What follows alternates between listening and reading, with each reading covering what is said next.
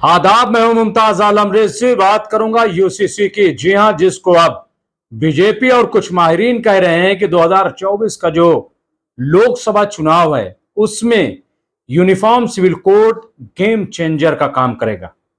जाहिर है कि इसको लेकर के जिस तरह की बातें और बहसें शुरू हो गई हैं उससे यही लग रहा है कि अब भाजपा को इसी का सहारा है। पिछले दिनों आपने देखा होगा कि भोपाल में प्रधानमंत्री नरेंद्र मोदी ने यूसीसी को लेकर के एक बड़ी बात कही। उन्होंने कहा कि एक देश में दो कानून कैसे रह सकते हैं, एक घर एक कानून। यह कह करके उन्होंने दरअसल यूसीसी की बहस को और बड़ा कर दिया है। अब लोग कह रहे हैं कि दरअसल बीजेपी ने यह तय कर लिया और चूंकि आरएसएस का भी एक पुराना मंसूबा है कि हम यूनिफॉर्म सिविल कोड लाएंगे। प्रधानमंत्री ने कहा कि दरअसल सुप्रीम कोर्ट डंडा मार रहा है और हम कर नहीं पा रहे हैं। हालांकि 9 साल की सरकार है, अब तक क्यों नहीं किया, एक बड़ा सवाल है। यह आखिरी दिनों में ऐसा क्या हो गया? फिर जो 21वां लॉ कमीशन था उसने बड़ी तगोदो की, लेकिन उसने भी आखिर में पूरे मामले को ठंडे बस्ते में डाल दिया। तो इसके जिम्मेदार कौन था? क्या विपक्ष था या सरकार थी या फिर कमीशन था? एक बड़ा सवाल। अब नई पहल शुरू की गई है, नए सवालनामे जो है भेजे गए, 30 दिन का वक्त दिया गया। लेकिन हंगामा यह है और बीजेपी को लग रहा है कि शायद इस मामले को उठा करके हम 2024 का चुनाव जीत लेंगे। तो इसमें भी सवाल है, मैं इन्हीं पे बात करूंगा। सवाल यह है कि फिर जो राम मंदिर का भव्य निर्माण हो रहा है उसका क्या होगा? क्या राम मंदिर और भगवान राम भाजपा की कोई मदद नहीं करेंगे?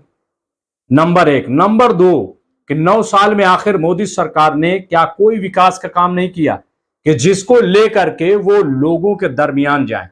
क्या जो नोटबंदी की थी अब उनको लग रहा है कि गलत फैसला था? क्या जो जीएसटी लागू किया था इन्होंने कि इससे देश का विकास होगा, तो क्या गलत फैसला था?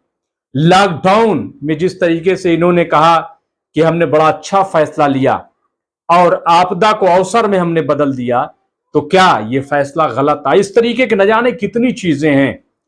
क्या अब ये इस बात का एहसास हो रहा है? और अगर नहीं तो फिर क्यों लग रहा है कि यह फैसला जो यूसीसी का होगा, यूनिफॉर्म सिविल कोड का होगा, वो गेम चेंजर होगा? ऐसा क्यों लग रहा? हालांकि अगर आप कर्नाटक में देखें तो कर्नाटक में भी गेम चेंजर के तौर पर यूसीसी का ऐलान किया गया था, लेकिन वहां क्या हुआ? भाजपा बुरी तरीके से हार गई, बल्कि साउथ में साफ हो गई। तो क्या इस बात की गारंटी है कि अगर यूसीसी ये लेकर के आए तो ये 2024 में कामयाब हो जाएंगे? कहां कामयाब होंगे? अब मैं आपको बताता हूं कि देखिए खुद जो है अभी इनके सामने कितनी मुश्किलात है। ये आसान नहीं है। सबसे बड़ी चीज ये है कि इतना हाय तौबा कर रहे हैं, लेकिन अभी ये राज्यसभा में भी मेजॉरिटी में नहीं है, माइनॉरिटी में है। यानी राज्यसभा में इनको लोकसभा की तरह अक्सरियत हासिल नहीं है। और जो लोग इनके साथ एनडीए में शामिल हैं या जो लोग इनके एलाई हैं, वो भी इससे नाखुश हैं। ये बिल्कुल साफ साफ है। अब मैं कुछ डिटेल्स आपको दूंगा कि कहां इनकी मुश्किलात हैं और कैसे इनकी मुश्किलें बढ़ सकती हैं। अभी आप देखिए मिजोरम में चुनाव होने वाला है। मिजोरम में जो चुनाव होगा, जाहिर है कि वहां पे भी कुछ दिन पहले ही विधानसभा में बाकायदा एक प्रस्ताव पारित किया गया कि हम यूसीसी की मुखालफत करते हैं और यूसीसी हमारे धार्मिक मामलों में और हमारे जो और सांस्कृतिक मामले हैं उसमें रुकावट पैदा करेगा। ये बाकायदा जो है वहां पे, तो मिजोरम में जैसा कि मैंने बात किया, और नेशनल फ्रंट की वहां पे, मिजो नेशनल फ्रंट की वहां पे सरकार है और भाजपा की सहयोगी सरकार। लेकिन इसके बावजूद वहां पे भाजपा कुछ नहीं कर पाई और चुनाव होने हैं। तो एक बड़ा मसला यह है, जहां पे साझा सरकार है मिजोरम में, वहां पर यूसीसी के खिलाफ प्रस्ताव पारित किया गया। अब आप बताइए भाजपा क्या करेगी? भाजपा शोर मचा रही मीडिया में, इसको ऐसा इशू बना रही कि गोया कि मुसलमान मुखालफत कर रहा है। लेकिन मिजोरम में क्या हुआ? मिजोरम में इनकी मिलीजुली सरकार है, सहयोगी पार्टी है, लेकिन क्या हुआ कि वहां यूसीसी के खिलाफ प्रस्ताव जो है वो पारित किया गया। और प्रस्ताव में यह बात कही गई, जैसा कि मैंने कहा, कि अगर यदि भारत में, उसमें कहा गया कि यदि भारत में यूसीसी लागू करने की दिशा में कदम बढ़ाया गया तो ये अकलियतों के धार्मिक व सांस्कृतिक और परंपरा को खत्म कर देगा। ये प्रस्ताव में कहा गया। ये वहां कोई मुसलमान तो है नहीं, भाजपा की सरकार है मिली जुली। इसके अलावा अब आप देख लीजिए कि नागालैंड और मणिपुर में भी इसकी जमकर मुखालफत हो रही। मणिपुर में किसकी सरकार है? मणिपुर में सरकार है बीजेपी की और वहां मिली जुली सरकार चल रही है, लेकिन वहां पर भी मुखालफत है। 3 महीने से वहां पे आप देखिए कि कैसे आग लगी हुई। तो और क्या सूरत खराब हो जाएगी, क्या ऐसा बीजेपी को नहीं लग रहा है? तो ये भी एक बड़ा मसला है। नागालैंड हो, मणिपुर हो, वहां आसान नहीं है। फिर 2016 में जो राष्ट्रवादी आदिवासी एकता परिषद है, उसने तो बाकायदा सुप्रीम कोर्ट का दरवाजा खटखटाया था और उसने ये कहा था, और मैं ये बता दूं, ये जो राष्ट्रीय आदिवासी एकता परिषद है, इसमें 11 करोड़ आदिवासी हैं। ये 11 करोड़ की नुमाइंदा ऑर्गेनाइजेशन है। इसने सुप्रीम कोर्ट में जा करके दरवाजा खटखटाया और कहा कि अगर यूसीसी आता है तो ये हमारे जो बहुविवाह का की प्रथा है या जो एक से ज्यादा मर्दों के साथ शादी करने की प्रथा है, उसको ये खत्म कर देगा। और इस तरीके के और कई उन्होंने अपने मसाइल पेश किए। तो यहां कहीं कोई मुस्लिम नहीं है। मैं ये बताना चाहता हूं कि जैसे इसको हिंदू मुस्लिम बनाया जा रहा है या इसको मुसलमानों का कि गोया इससे जो तलाक है, जो निकाह है, जो विरासत का मसला है, जो खुला का मसला है, ये सब जो है, तो ऐसा कुछ नहीं है। मुतासिर होंगे, लेकिन सिर्फ यही मुतासिर होंगे और मुखालफत कर रहे हैं, ये गलत है। मैं उनकी अभी बात कर रहा हूं कि जो बीजेपी के सपोर्टर हैं और वही इनके मुखालिफ हैं, इनके खिलाफ खड़े हैं जो बीजेपी के सपोर्टर है। मैं ये बताना चाहता हूं। तो अब आप देख लीजिए, और मैं ये बताऊं कि अब लोग ये कह रहे हैं कि दरअसल भाजपा और आरएसएस ये मिल बैठ करके आदिवासियों के लिए कोई दरमियानी रास्ता तलाश करेंगे। ये क्या होगा दरमियानी रास्ता, और क्या ये इसको मान जाएंगे? क्योंकि थोड़े से मामले में अभी मणिपुर जल रहा है। इतना ये आसान नहीं है, ना तो आरएसएस के लिए ना भाजपा के लिए।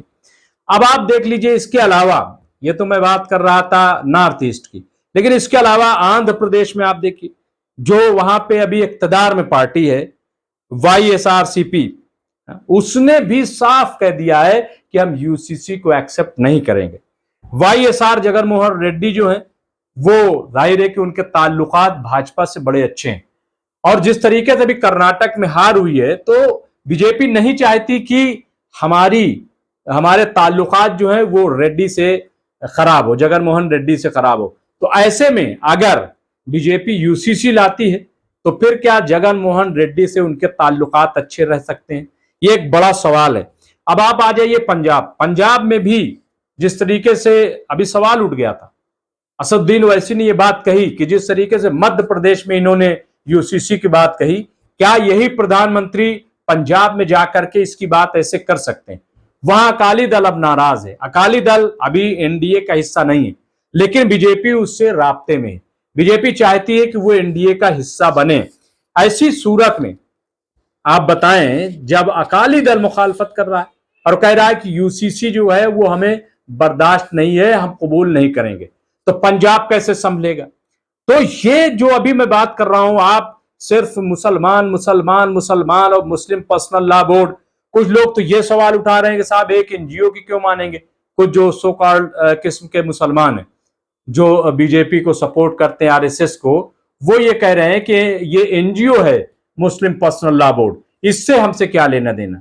वाह भाई वाह, एक एनजीओ जो अम्ब्रेला ऑर्गेनाइजेशन है, जिसमें सारी तंजीमें इसमें हैं, सारे मसलक के लोग इसमें शामिल हैं, ये अहम नहीं है। लेकिन आरएसएस फिर क्या है, जो पूरे देश को गवर्न कर रही है, जो सरकार तक चला रही है, वो क्या है? वो तो सुनते हैं कि रजिस्टर्ड तक नहीं है। तो बहरहाल ये बड़े सवाल हैं।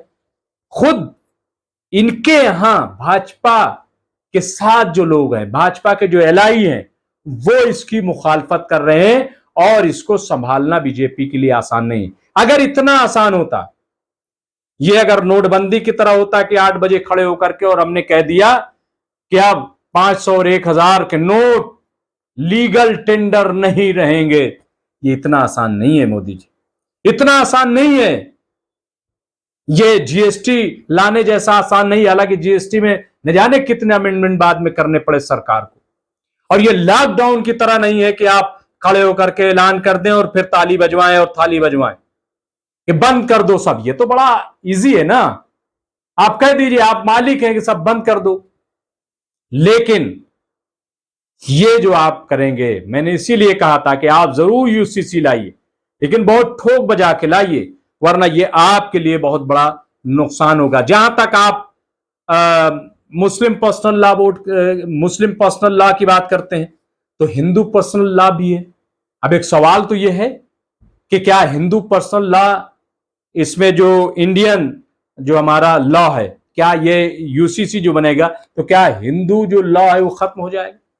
जो वहां मरात जो सुविधाएं हिंदू एक्ट के तहत मिल रही हैं, हिंदू पर्सनल लॉ के तहत मिल रही हैं, क्या वो अब नहीं मिलेंगी?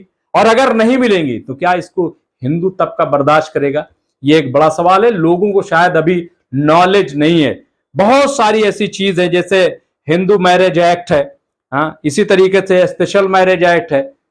अभी मैं बात कर रहा था सीनियर एडवोकेट फरमान अहमद नकवी साहब से, तो उन्होंने ये कहा कि ये जो हिंदू मैरिज एक्ट और special marriage act, special marriage act में ये था कि जैसे कोई मुस्लिम है वो हिंदू से शादी कर ले, सिख से शादी कर ले, ये वो, और कोर्ट मैरिज जाके करे, तो जो रजिस्ट्रेशन होगा तो फिर इन पे कोई लॉ जो है पर्सनल लॉ लागू नहीं होगा, बल्कि इस पे इंडियन जो सक्सेशन है एक्ट वो लागू होगा, ये इन्होंने बताया। लेकिन 1975 में इसमें थोड़ी सी तरमीम की गई और इसमें यह कहा गया कि अगर कोई स्पेशल मैरिज एक्ट के तहत शादी करता है तो इसमें से जो सिख है, जैन है, बौद्ध है, हिंदू है, तो इनको तो ये पर्सनल एक्ट जो है इनको सपोर्ट करेगा, ये पर्सनल एक्ट के तहत कार्रवाई कर सकते हैं। लेकिन जो मुस्लिम है, ईसाई हैं, पारसी हैं, ये सब जो है ये नहीं कर सकते। यानी दो कानून जो है 1975 में कर दिए गए इमरजेंसी के दौर में। तो ये तमाम चीजें हैं, तो ये इतना आसान नहीं, मैं ये कहना चाहता हूं। और सिर्फ ये डिबेट छेड़ देना टीवी पर, ये बहस छेड़ देना कि इससे सिर्फ मुसलमान का जो उसका जो शरई मसला है वो सिर्फ मुतासिर होगा, ये ऐसा हरगिज नहीं है। हाँ, मुतासिर उनके जरूर होंगे, लेकिन सिर्फ यही होंगे ऐसा नहीं है। परेशानी सबके सामने आएगी और सवाल भी सबके सामने खड़े होंगे। बहरहाल अभी तो मसौदा आना बाकी है और सरकार के लिए जो सबसे इंपॉर्टेंट है वो राज्यसभा में इसको पास करना भी बहुत आसान नहीं होगा। बहुत बहुत शुक्रिया।